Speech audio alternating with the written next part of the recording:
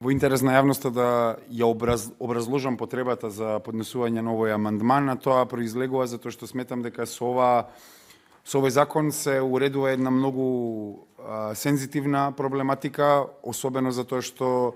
во последните деценија и нешто сметам дека Македонија не добива и најбрилијантни оценки во поглед на медиумскиот простор, а на интернетот сметам дека баш се надмина таа потреба за централизација на протокот на информации и се дозволи тие информации полесно да се споделуваат и да се конзумираат од јавноста, но сепак многу од тие медиумски чинители останаа незаштитени, затоа и сметам дека еден вид на регулација е потребен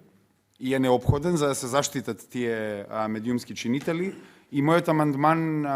интервенира во ист член по две основи. Втората основа е тоа што сметам дека и самиот предлагач, мислам дека поднесе амандман каде што се вели дека од тројца вработени се спушта бројката на еден вработен плюс еден хонорарен работник, но со мојот амандман сметам дека треба да се оди малку подлабоко, затоа што постојат портали кои се со многу специфична проблематика, како спортските портали, како порталите, не знам, за автомобили, дури има и религиски портали, кои немаат потреба за таков број на вработени и мислам дека со еден вработен ќе се постигне ефектот кој сакаме да го постигнеме, а да ги ставиме во рамки на законската регулатива и така да бидат заштитени и така и да имаат и правни последици за потенцијална злоупотреба на тој простор. И затоа го предложивме амандманот со тоа што би ја намалиле бројката на еден вработен наместо на еден плюс еден или тројца како што беше во оригиналниот текст, а од друга страна во комуникација со медиумски чинители од радијата, особено од националните радија кои се етаблирани во медиумскиот простор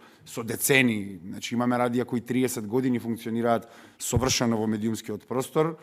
И тие радија се запишани како радиодифузери, исто како и телевизиите, таа им е дејноста, и сметаме дека не е фер радијата да мораат да пријават посебно правно лице за вршење на оваа дејност, телевизиите не, и тоа ме насочи кон некој интуитивен заклучок дека тоа е затоа што телевизиското лоби просто беше посилно во избоксувањето на измените во овој закон, и особено затоа што